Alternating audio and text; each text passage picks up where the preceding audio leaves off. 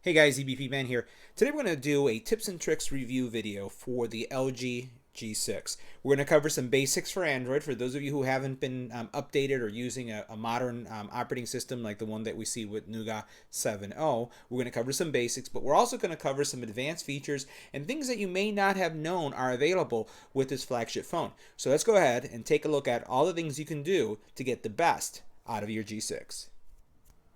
So now the first thing I wanted to show you is, this is a real simple tip, but one that many don't know, and that is, how do you turn off the phone?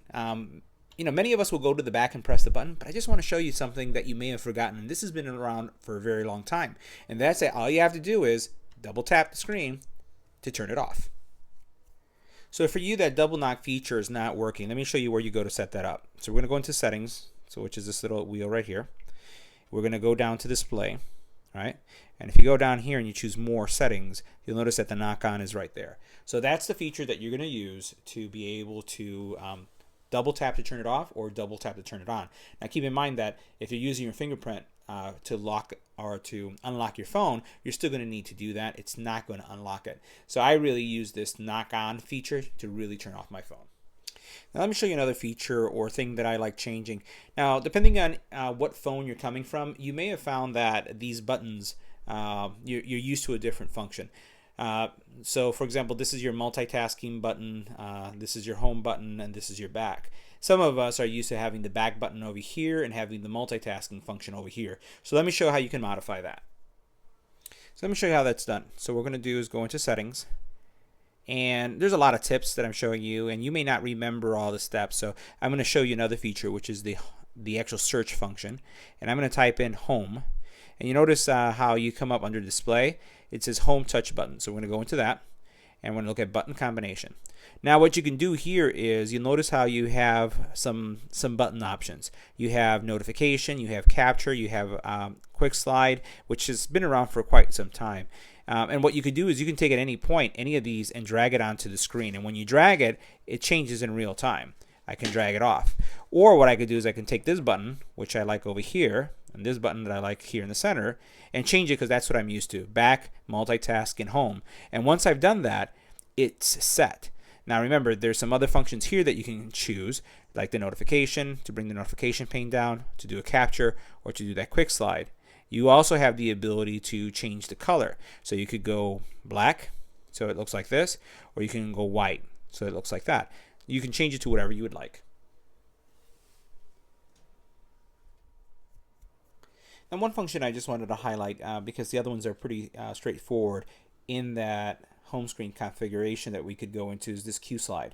And what QSlide is really all about is about windowed applications. So for example, if I choose my dialer here, it's in this case, this is my multimedia, it's going to show me this application right here in kind of a windowed mode. And I'm going to open this up again because I chose video. I'm going to choose phone. And now you can notice how I have two applications here side by side in this window. Now there's a couple things you can do. You can resize them for as large as you want. You can work with the opacity to make them a little bit more transparent. You can, and they're fully functional. So they'll work as you see them right here. And you can interact with them. So I have this little video going, and this is going to be a video that's part of the phone experience. But then on the bottom I have my phone at the same time, and it's going to work for any of the 6 applications that are here in this QSlide kind of area. So it's a really quick way if you want to have like your messaging app, your phone app, or any of these 6 in a windowed mode that you could still resize and also adjust the transparency. By the way, you can make something large again by just clicking, we'll clean this out, by clicking on that, and it'll expand it as well. Now some of you may be asking yourself, well, how do I do a screenshot? I just wanted to show you, and we saw that in one of the buttons on the bottom, but I wanted to show you that it appears here at the very top, and that is the Capture Plus function. And with the Capture Plus function, it's going to take a screenshot of whatever it is on the screen at the time that you hit that button. And the neat thing about this is I see a lot of my friends do this. They're looking at a picture, they're looking at something on Facebook or anything else, they basically screen capture it, and then you have the ability to draw. Right, and you have different color inks that you can choose from. You can erase things as well. So if you want to highlight something, grab something, and then just share it, this is what you would use. You can put text, so if you want to annotate something, but once again, it's going to allow you to take that screenshot and then annotate it so that you can share it with friends. Now the next function here is a really neat function that I see my friends installing a third-party app all the time for, and you don't have to do that with LG. So we're going to go into settings, and I'm going to show you what it is. And this is kind of like a memory management solution. It keeps your phone running fast. It also keeps your space optimized. And what you're going to do is you're going to choose general, and you're going to go into this area that says smart cleaning. So once you choose smart cleaning, you have a couple of choices. It's basically telling you how much internal storage is being used, how much is free, how much of the memory that you have of the 4 gig is free, or how much of it is in use. And what you can do is just say, hey, optimize my phone. And it's going to go ahead and close out all those unnecessary things and just optimize it. And I do this at times when I find that my phones are, maybe running a little sluggish. You do also have other things that you can look at. So I can look at battery usage. I can tell it which, as it's looking at trying to optimize my battery usage, which applications to ignore by going here. And then it's going to show me what's using up all my battery, and then I can stop things if I'd like. You could also look at a battery saver function, and when you enable it, it's going to go ahead and optimize and really transform. In some cases, it could slow down the CPU. It could adjust screen resolution. All these things take place. So you could say, I want to turn on my battery saver immediately at 5%, at 15%. So it'll just happen. You can block the use of always on display. That could be something that you can do to reduce or improve your battery life, although always on display doesn't really take up much in my opinion. And the other thing that you can do here is really go through, if you see that there's something that you want to test because something's just acting wonky, you can go ahead and go through any of these and test things out. So a lot of options when it comes to really keeping your device running fast, and also testing your device to make sure it isn't failing in any way. Now another option that you have available is the ability to enable for example, the percentage for your status bar. So you see right here where you have the 67%. Sometimes that's not displayed. If you find that that's not on your version for whatever reason, all you have to do is tap on that, and that's going to do it for you. Now this area is going to also allow you to adjust, you can see right here, this is a game battery saver, so it's going to adjust the video quality in games to save battery life, because some of these games really take up a lot of graphics, CPU, and colors, and just the overall performance. So if you're really trying to extend your battery and you're doing a lot of gaming, and you're okay sacrificing some of that video quality in order to be able to get more battery life, you can go ahead and turn that on. Also, when you look at here, it's going to, just like the other area, it just is another shortcut to the same area that shows you how to stop and see which applications are using up your battery. Now, still looking at the device area for the phone, like the phone management spot, storage. This is also an important area to look at, because this is going to tell you where all your data is being used. Now, most applications have this, most phones do. You can see what percentage of your phone is being used by apps, by images, and whatnot, and see all this stuff. But what I like on the bottom here is a little explorer. And this little file explorer is going to give you the ability to just manage your files. And sometimes I found in other phones, you're looking at your storage and then you have to go into a different application, switch applications. But here you have the explorer in there. It's just all you have to do is really just scroll down, because this is what you see, and many people just don't do this, and that's your file explorer. And you don't have to install third-party explorer. It's part of the device management. Now let's take a couple seconds to look at the toggles area. This is what we're referring to. These are the toggles. Now, one of the things that you can do is you can see all of your toggles all at once by using either pulling it down a second time, as you saw there, or just using both fingers as I did at once. So once again, you bring it down and you'll only see one with one finger, one row. If you do both fingers, you're going to see both rows. Now, you can swipe to the left and to the right to see all the toggles that are available, but there's some additional toggles that you may not know exist, and you see them by clicking on the edit button. Now, notice here at the very bottom, this where you have some additional toggles. And these toggles, some of them are installed by third-party apps. So for example, one toggle that's installed is my VPN software.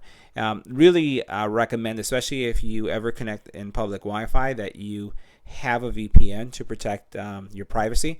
And a couple of things that you can do here. You can rearrange everything that's happening here. Things that may be more important to you that are not readily available on the screen.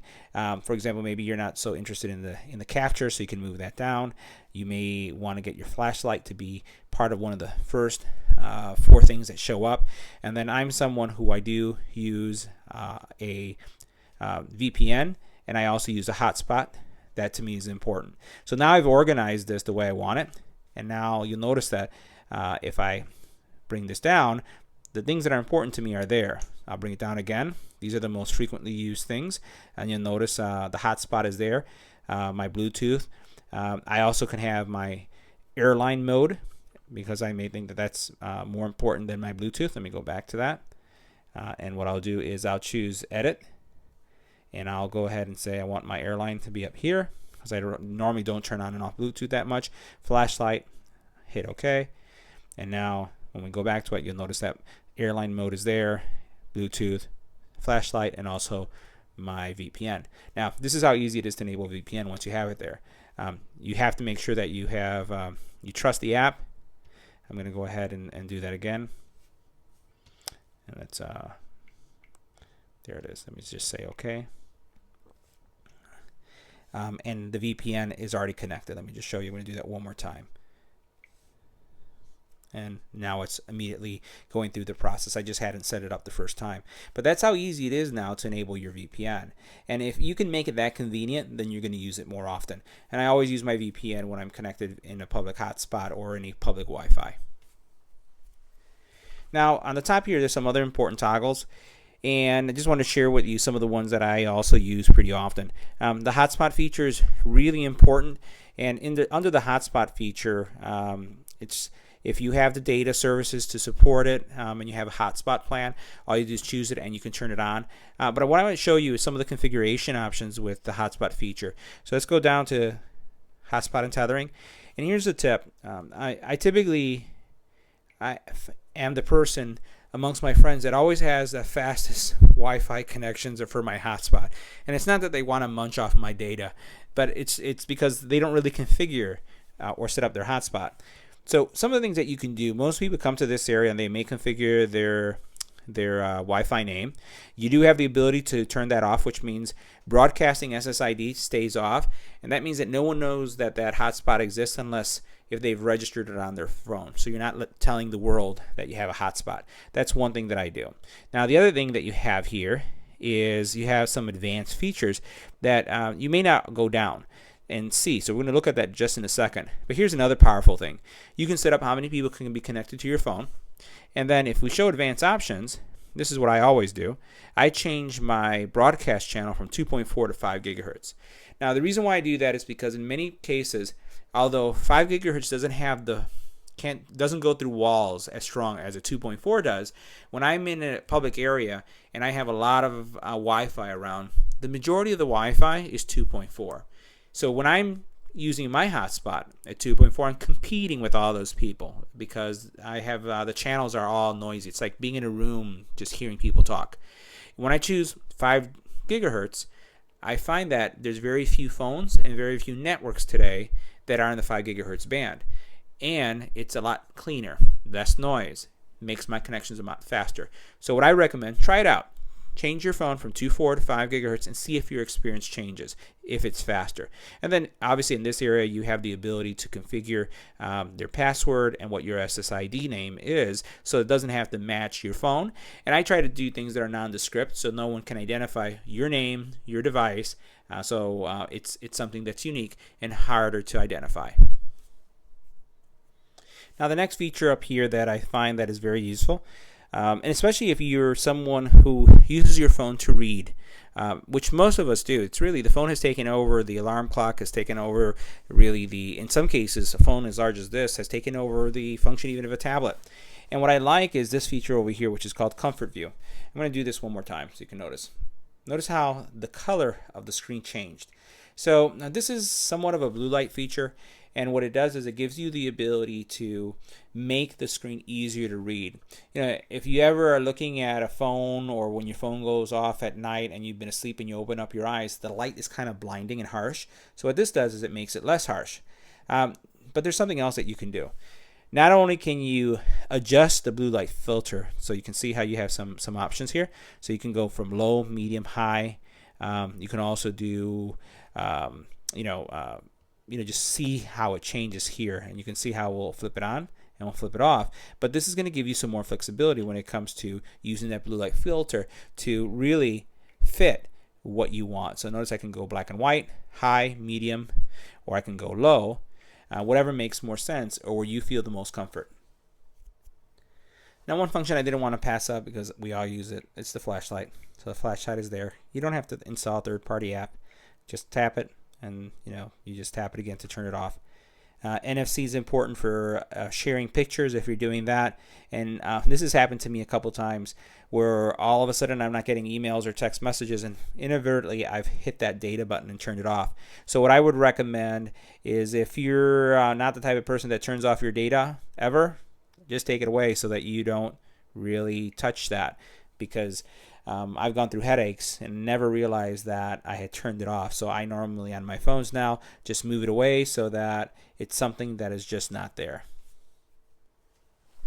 Now, if you're a frequent traveler or find yourself getting text messages at the end of late at night, or as some of us, if you switch phones and you get a new number, sometimes the person who owned that number, their friends, the services that they have text messages to, they start calling you at weird hours. That's what this nice feature is really all about. Do not disturb. So with do not disturb, you can actually set, and I'm going to turn this on, you can actually set a start and an end time for your do not disturb. You can say that I want priority people only, so you can set your family, your friends, your mom, your dad, your brother, your sister, your children, so that they're the only ones who can disturb you, or you can get total silence. You can, here's where you can set your priorities, set which applications, which contacts, again, repeated calls. So you can say if you get a call 3 or 4 times from the same person, I want that to get through, or messages from and who that is.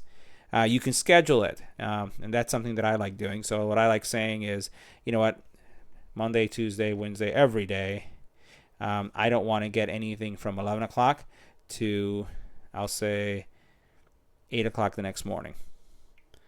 So now only priority are going to come through, but it will allow my alarm to go through. So once I save that, I'm good to go. So let's take a look at this area. One of the things that you can do is, you notice how you have notifications, sound, and notifications display in general. This is well organized, but let's say you wanted things just entirely on the screen. You could choose this view, and this view is going to give you everything in one long list. So it's really up to you as to what style you like. You could go either with the tab view, as you saw there, or you could go with the list view. Now, more and more people are using their phones as their primary computing device, and it's because it has a lot of power. So let's say you want to be able to print from your phone. How do you do that? We're going to go into sharing and connect, and that's under network. So we're going to go share and connect, and we're going to scroll down, and you notice where it says printing. So in printing, notice how we have cloud print. Well, what if you have an Epson printer, an HP printer, or some other printer? Click here, choose add a service, and what you're going to do is you're going to be able to choose. If you have an HP printer, you'll be able to add an HP printer.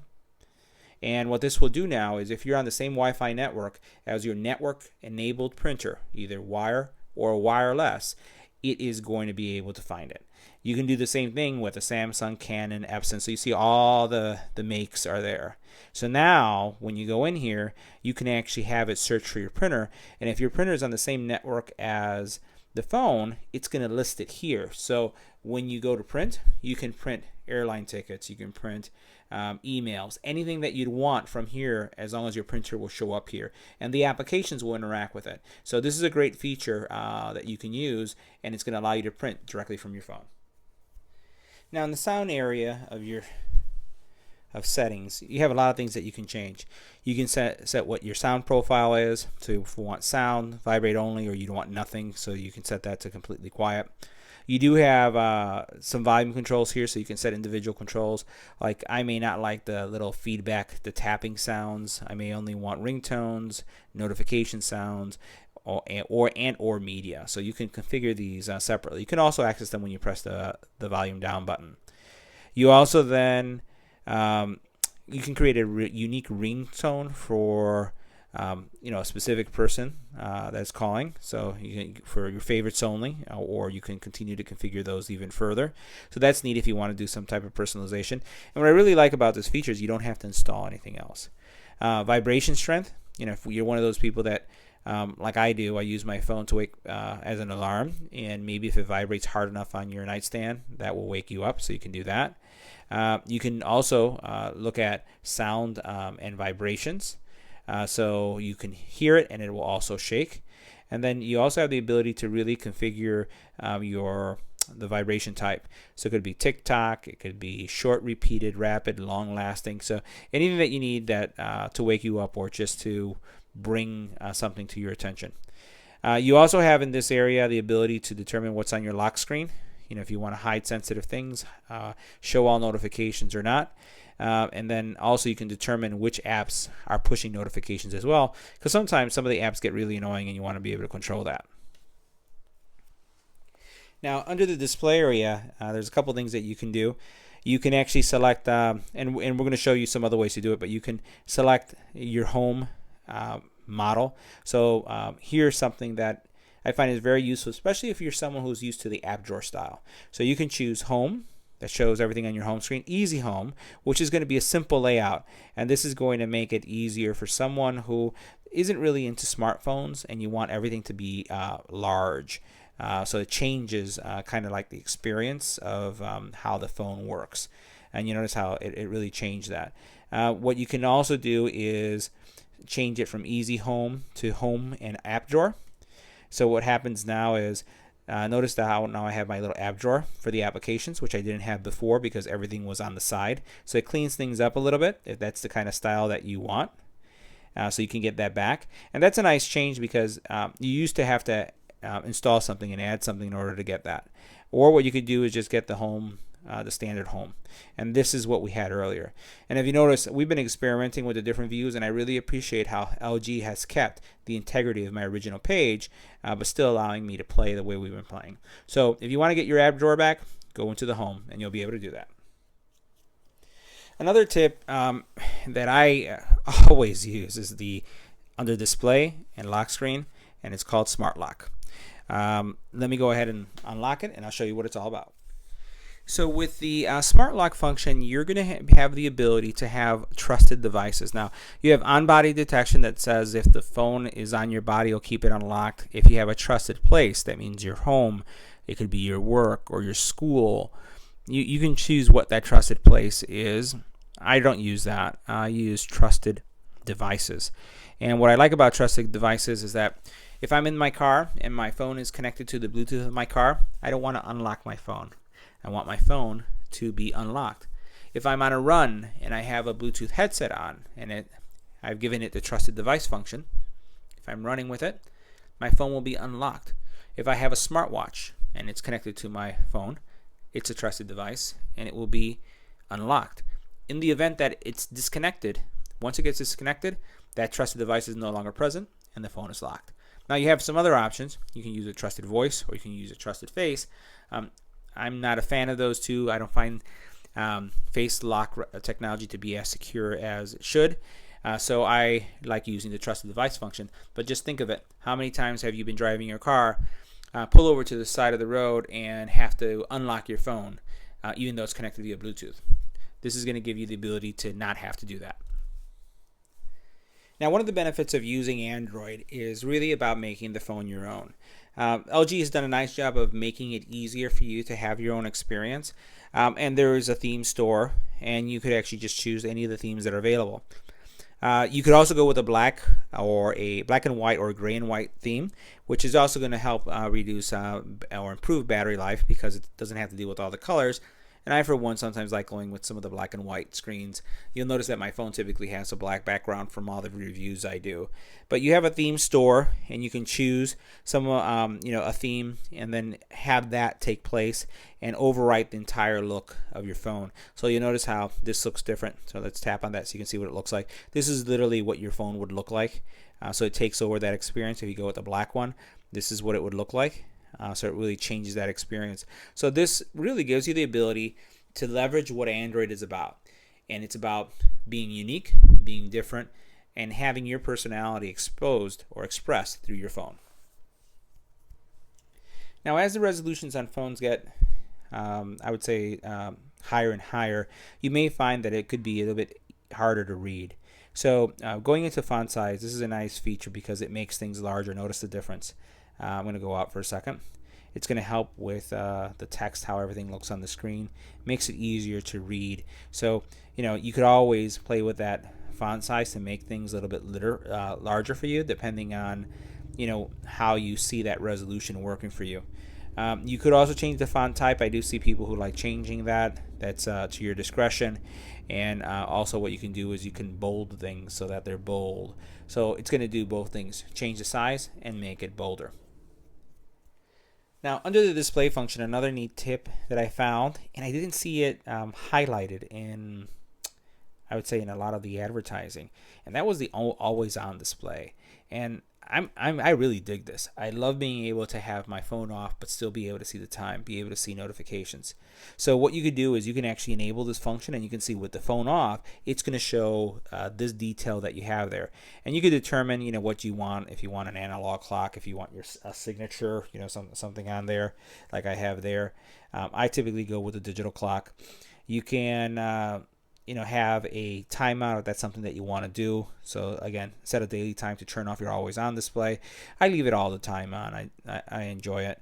You can have a brighter display, so you can say I want it to be brighter than it typically is, or I want it to be more opaque.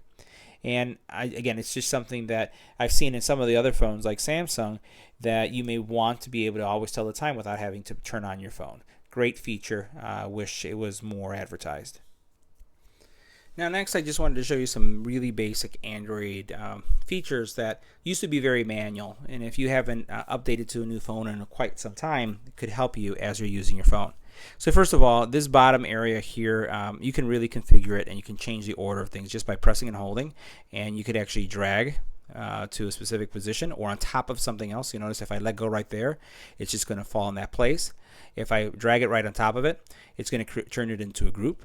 I can take something out of it just simply like that and put it right next to it, and that group disappears. So the configuration that used to exist when you would have to edit, go into a menu, make that change, is no longer needed.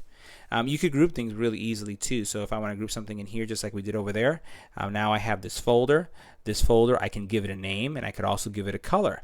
And if I just want to take something out of the folder, all I have to do is drag it out. And once I drag it out, I can put it wherever I want, and the folder is gone. So a lot of configuration and organization capabilities that you have there. You also have, by pressing and holding, you can determine what page is your home. So notice up here on the very top you have that home. If I tap here, now this is the home because you have the little home icon there. I can make that the home. So it's very easy to add a page. It's also very easy to just go ahead and change which one is your home page and make some changes there. You do have access to themes, and you also have access to widgets. And these widgets are all shortcuts, mini programs, as you can see, that allow you to either have a shortcut into something or see something active. And any of these widgets can be dropped on your desktop without any problem. So you may have forgotten about it, but they are actually still there. Let's get out of that for a second. Here we can go into the settings too, and here you can determine the actual experience. You can select again how your home is going to work. We saw that. You can choose your wallpaper, and there's a wide variety of places you can get it.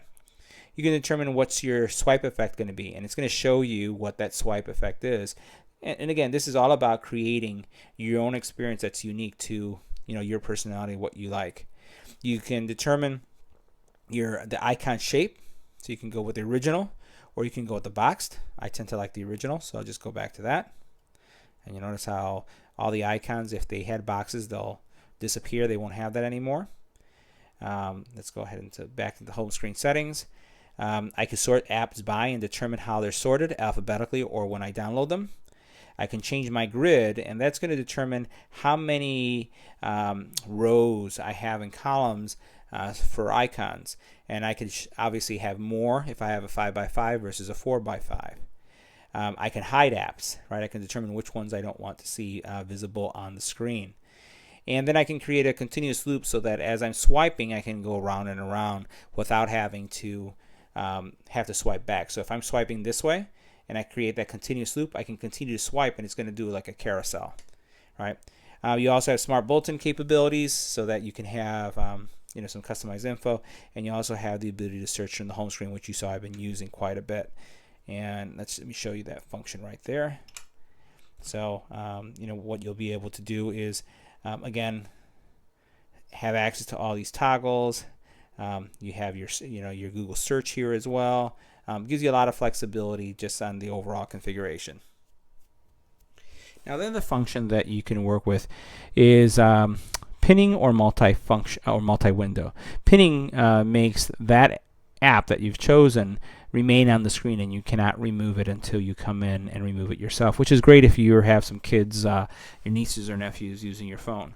Multi-window is also pretty cool because with the multi-window function, you can actually have two applications on the screen at the same time. So you'll notice how I have now this on the top, and then what I could do is I can choose settings as well. Or actually, settings cannot be part of it. Let's choose a different one. So we're going to go back and choose this one here, and then what we're going to do is choose something that can be part of that. I'm going to choose this one, and now what I have is two windows up at the same time. This really becomes useful. You can have Facebook, you can have Google Maps, you can have a phone call going and also the maps going at the same time. So it gives you the ability to have two things going simultaneously.